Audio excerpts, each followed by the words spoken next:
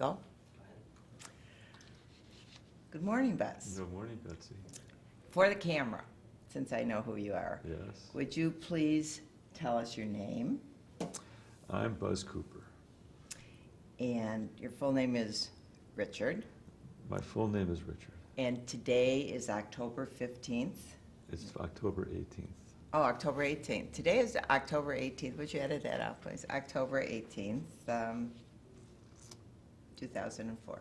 You got that one right. Good. Where were you born?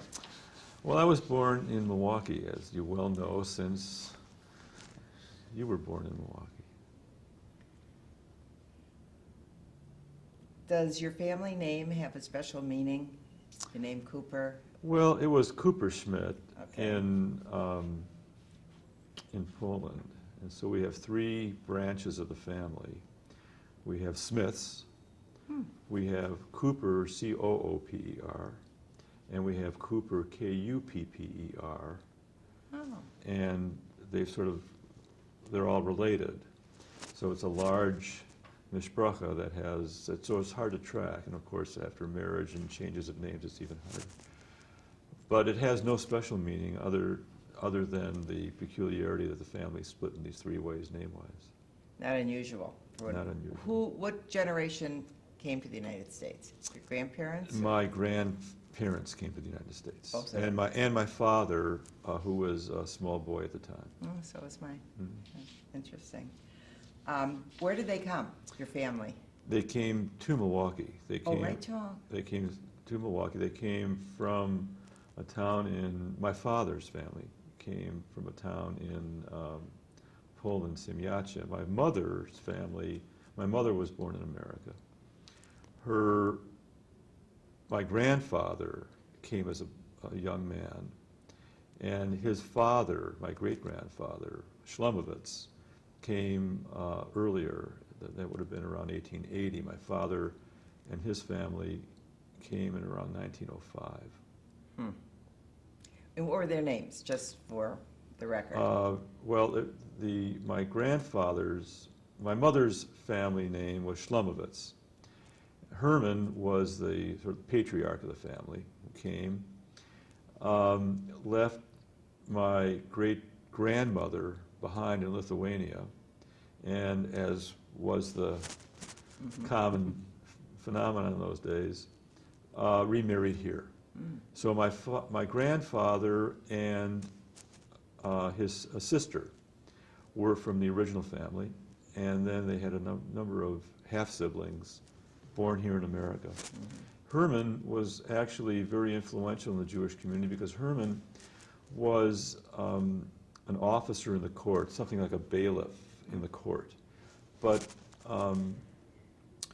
he knew the system, so that he facilitated the immigration of many Jews because he was able to work the system, and he was a very scholarly man, a very respected man, and I think very important in that period of the late 1800s. How interesting. That's fascinating. And your parents' names were?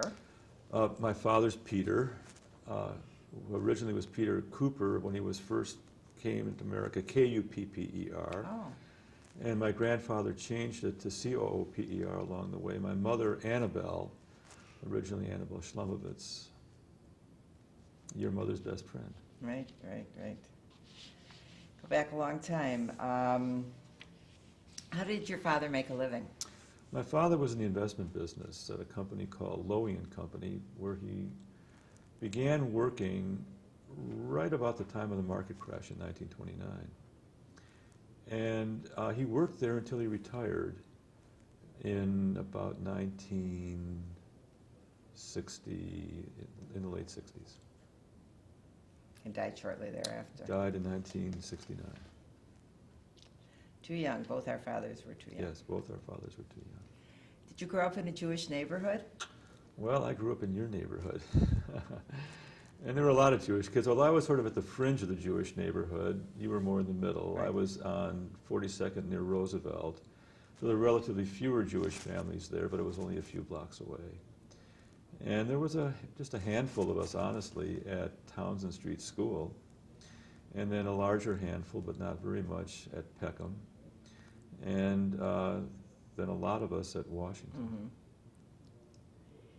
And I understand we just had a 50th reunion. Yeah, we sure did. From Washington High School. Yeah, that was fun. What did it feel like to see the... It was just fantastic. It was both fantastic to reconnect with some of the Jewish kids who left town, as I did actually. I left town as they did right after high school, and didn't come back to Milwaukee and make a career here. I developed my career and went to school in St. Louis. My career was on the East Coast, and I came back some 30 years after leaving high school. But I've been back here for a while. They never came back, and it was great seeing them. And also, we had very strong ties with our Gentile classmates, and those ties tended to be more fragile. So reestablishing those connections was particularly wonderful at the reunion. Tell me, did you feel different growing up, being Jewish? I mean, did you feel any anti-Semitism when we were growing up, since we always were the minority? Well, there was some, but little. I had just a couple of experiences. One was a very jarring experience. I was very friendly with a boy my age who was in our class, who lived a few doors down the street. German family, and we were playing in his attic one day, and there was a swastika in the attic.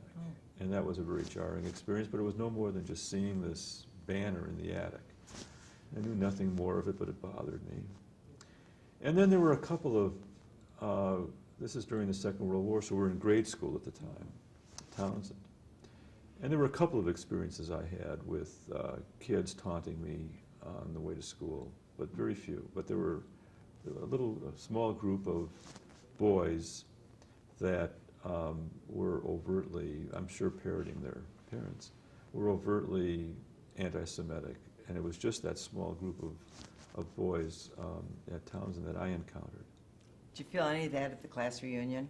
Nothing. I never felt it beyond, let's see, so how old were we in 1945? So we were 9 years old. I never felt it after I was 9 years old. Really? How interesting.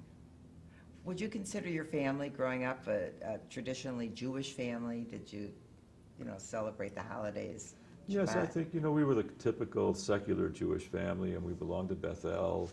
We did, the high holidays, the Pesach as well, and occasionally Shabbat. So it was a fairly, I think, in our lives, fairly traditional way that Jews who were, first, occasionally second generation, were establishing themselves as Americans. We were American Jews. And the American part was clearly very important. This is discussed quickly at the beginning of the new Philip Roth book, that the fact of his parents being Americans was really important as an identity.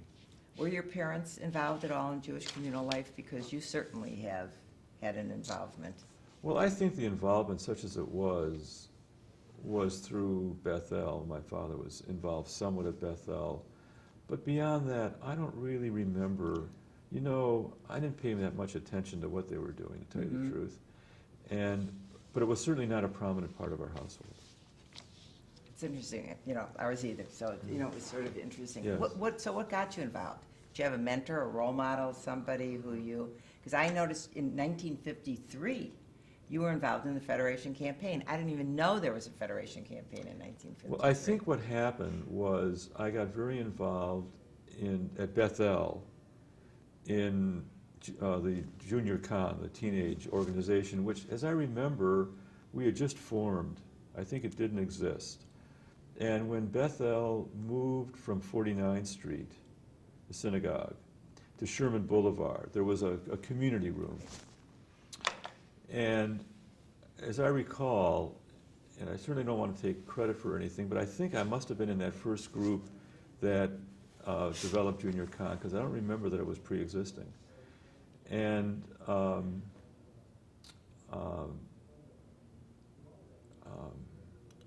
But I do remember very vividly that the junior con room, one of the prominent pieces in the room, was a memorial to Susie Fine and Kenny Schnall and Ione Pumpian, Right.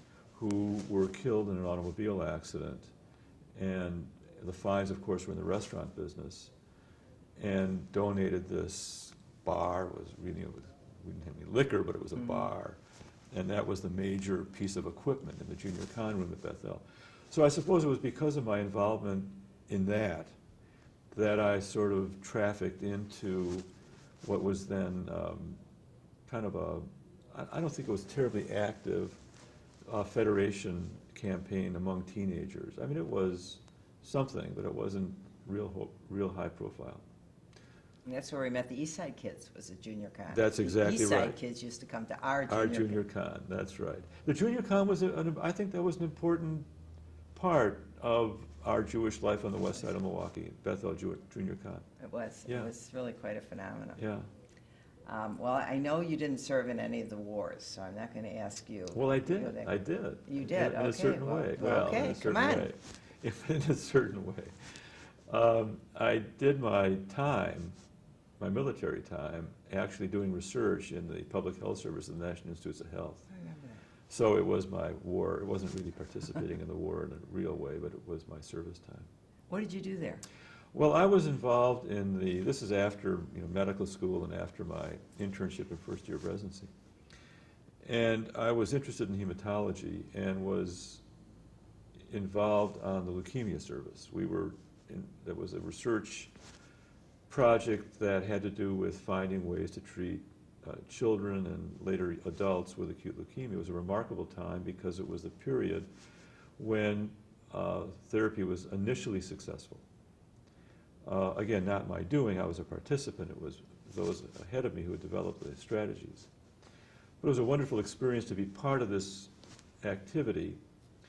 In those days, it was preordained that a child with acute leukemia might live for a couple of months, and now they were surviving for the first time. It was almost unbelievable to experience. So it was a remarkable period.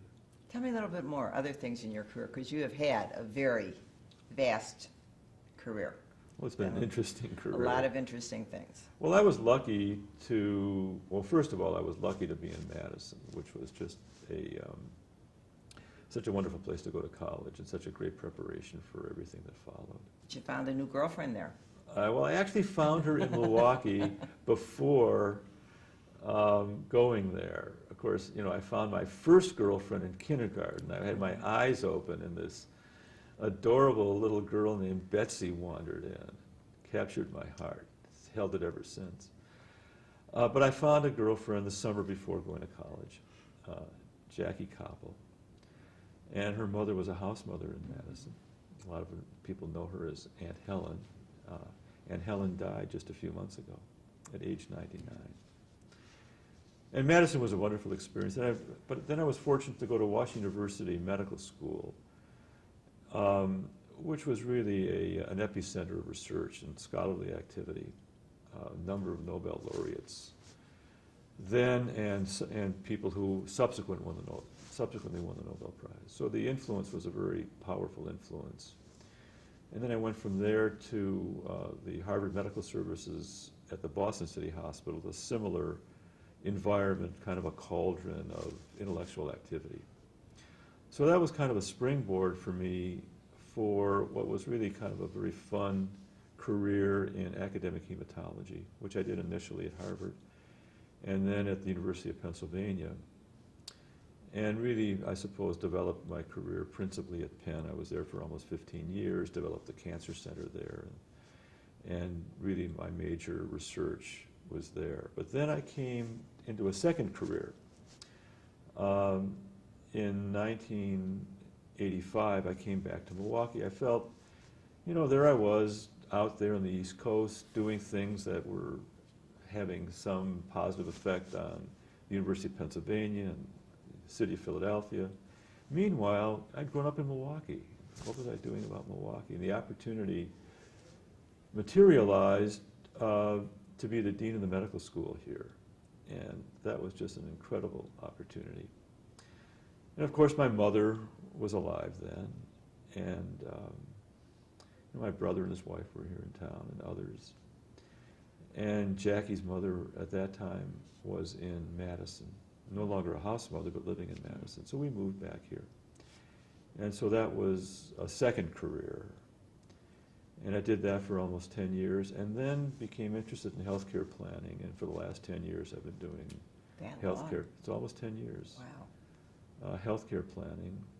And in fact, I've now lived in Milwaukee longer this time than the first time. I've just recently passed it. Wow. Huh. So it's been a wonderful, wonderful experience. And then you took your medical experience to Israel for a stint. Tell us a Well, little that was about interesting. That's after I went to Penn.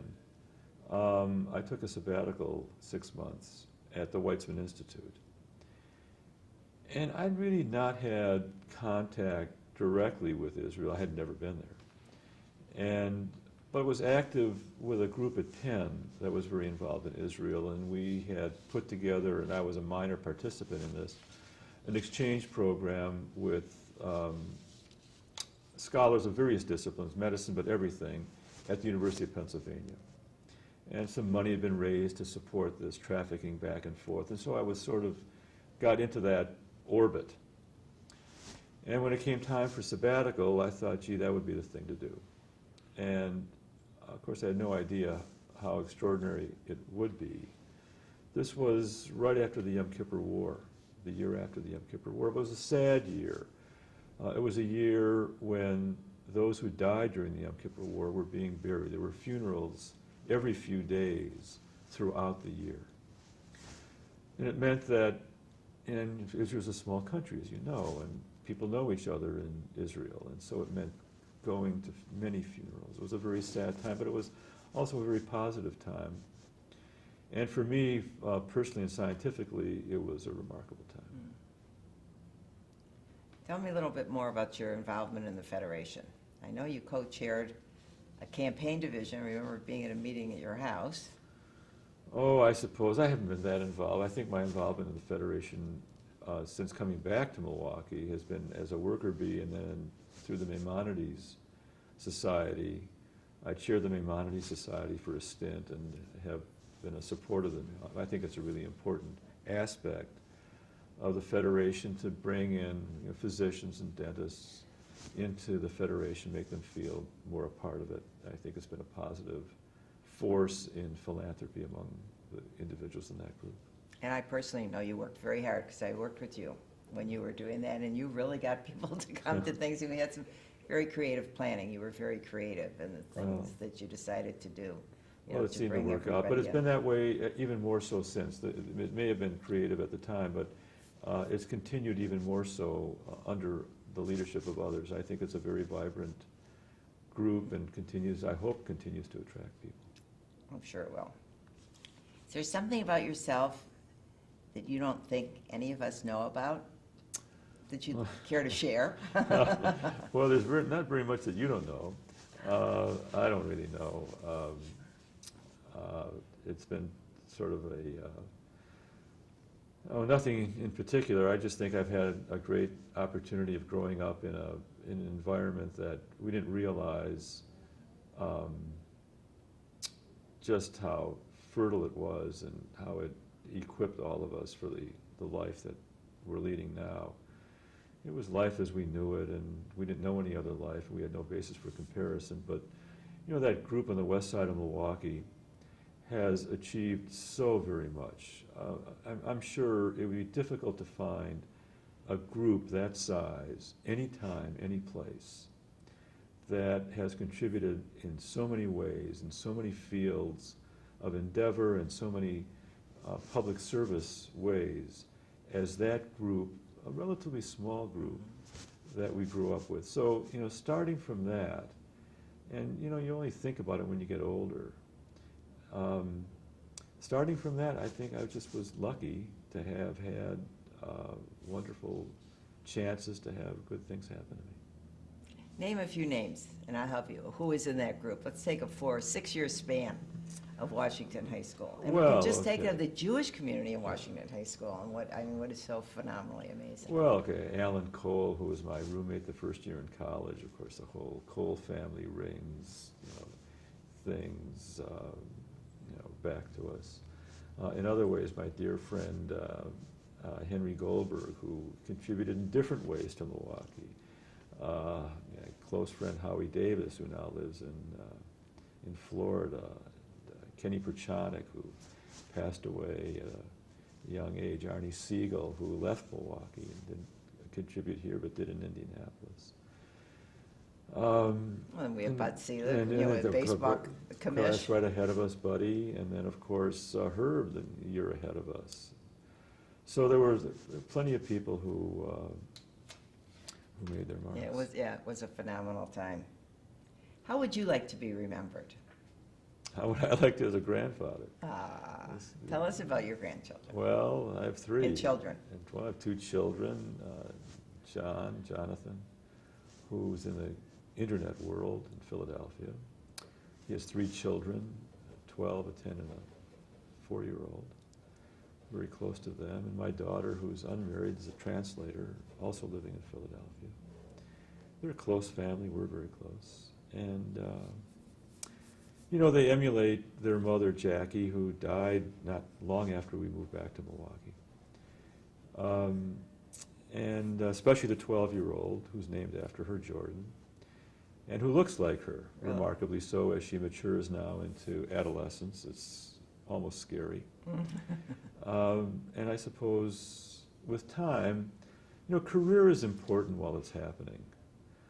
But at the end of the day, family is what really matters. So, if I can be remembered as someone who loved his family, it's good enough for me. It's lovely. Okay, now I'm going to change and get not quite so emotional.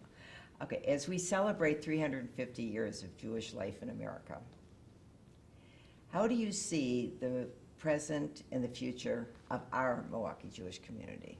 And you told us a little bit about, the past and how you were involved in the past. But how do you see us now and going forward? Do you think we're going to be as strong and as vibrant a Jewish community? Well, I don't have a crystal ball, and these things sort of come in waves. But my sense of it is, looking at the participation in synagogues, particularly of younger people, and how active young people are in the life of the synagogues and the life of the Jewish center and the Jewish identity. Look, we lose and we gain. But I find it hard to believe that the past doesn't more or less predict the future. Look, this has been going on for a couple thousand years. We're very good at this. I mean, Jews are very good. What they really know how to do is live as diaspora Jews. We know how to do that. I mean, there's even some Darwinian survival factors here. You had to be good at it to survive. Therefore, it's been long enough, 2,000 years, that it's kind of in the genes by this time. So I would say that, I'm very optimistic. And I think Milwaukee continues to be a fertile place that nurtures Jewish youth and nurtures Jewish life. Now, it may change. The institutions may change. The manner in which it happens may change. But that Jewish life will continue, I think, is almost a certainty. Is there anything else you'd like to say? I think we've covered a lot. Do you think we covered it? Well, thank you very much. It was fascinating for me. And thanks for doing it. Thanks, Betsy.